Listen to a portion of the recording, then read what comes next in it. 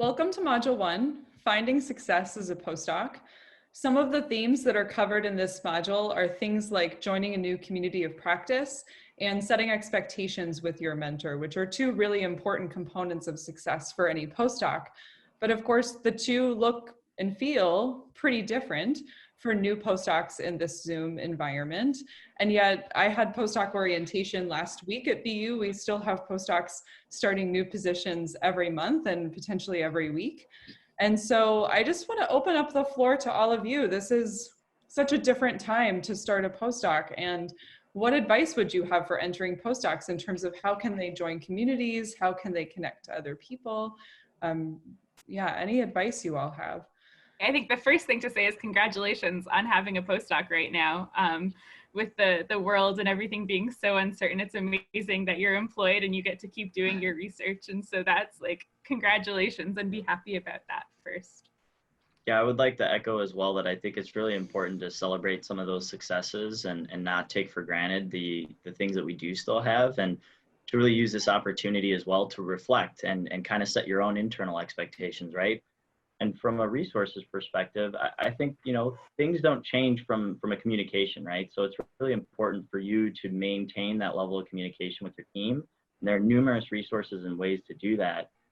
Zoom obviously being one of those, I would highly recommend to continue to maintain and have these Zoom-like meetings with your research team, but even other areas that kind of expedite the chat discussions. So like my team has recently employed Slack as a really great resource to be able to communicate amongst your team with different projects.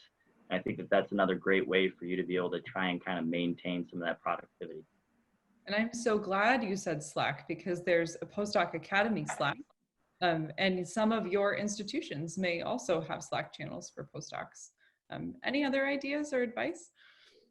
Yeah, I wanted to echo what Jonathan said. I think you should just take a moment to breathe and clear your head, because none of us have the opportunity to spend time to just think about your research, get yourself acclimated to your new environment, even though it's a little bit hard, but you can still take walks outside. You can, I guess you'll get to know your grocery stores, local grocery stores very well, but it also gives you an opportunity to, connect with your family, things that you haven't been able to do as a graduate student or during your first postdoc. So this really gives you an opportunity to clear your head, take a moment to reflect where you were and how you want to build your new future, as well as just embrace where we are. It's crazy, but it gives you opportunity to volunteer, so that opens up opportunity to meet new people and also to build community that way. And then check your postdoc bulletins. They're sending out emails all the time because everything now is online. So it gives you an opportunity to clean your emails, go through them, read them, and get acclimated in this new environment, because those are things we can do so that when we get started again, we're organized and ready to go.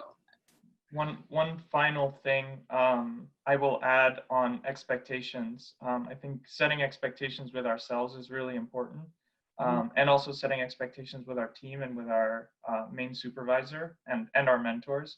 I think this is more than usually quite the opportunity for us to sit down and have candid conversations about what is expected when and how those expectations are adjusted due to the current situation. A lot of us will be working at home with children. A lot of us will be working at home with family. Some of us might not have as easy access to internet.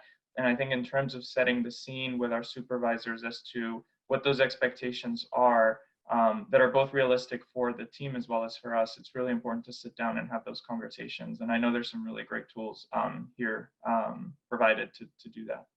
Yeah, I think that's really important. And that's true, not just for new postdocs, but even people who have been postdocs for quite a long time, where you may have had one expectation and maybe you did start and head down on your research for a really long time, and now something in this situation has changed for you. And I'm curious, since many of you have been in your postdocs for longer periods of time, how has your postdoc changed? And maybe it's what you're working on, or maybe it's how you're thinking about it, but how has that changed for you now? I mean, I'll just say that, not much has changed for me. A a lot of our work for Postdoc Academy is with a remote team. And so what's changed is the, you know, the random office conversations and walks around campus, in-person events. But I think that having it all online and a similar office environment online, you know, where we have community lunch once a week and we have a coffee chat once a week, it's kind of keeping those interactions consistent. I had a really hard time focusing and like actually thinking about doing work for the first couple of weeks of the pandemic, and working from home was a hard transition, and I had family who were sick who I was concerned about, and just a lot of things up in the air. And so it was an opportunity / I was forced to be a lot more vulnerable with my supervisor than perhaps I would have liked to be, just because I needed to explain, you know, why I wasn't getting the things I wanted to get done finished. And so it was a good time for her to get to see me as more of a person than just somebody who's in the lab, and also an opportunity for me to think about, you know, what am I doing and how can I do it better, and what is like actually fundamental to my postdoc and needs to get done, and what are sort of things that I can take a breath on and, you know, think about other things and other ways that I might be better spending my time so that I can still be a functioning human being beyond being a postdoc trying to get things done in a crazy pandemic world. I'm really happy you touched on that, Erin, and I'm really happy to hear that, you know, you were able to find, even if you were forced to kind of open up and share some of those vulnerabilities, and hopefully something we can take moving forward, that it is okay to be human, to talk about that I'm just not feeling as motivated this week, or I just haven't been able to get as much done. And it's okay to realize that and to communicate that, right? I was like you for like the first 2 weeks, where I was just like, couldn't figure out what was going on. Was this going to be like a 1 week thing, or like forever for like being in the house and making that adjustment? And then I would watch the news, and then that wouldn't help. And then I started to like find my new normal. And that includes like, you know, there's a yoga class that now I can take online at 12 o'clock that I never did before. Or there's different meditation sessions that the university was providing, as well as stuff that like you can find online on YouTube.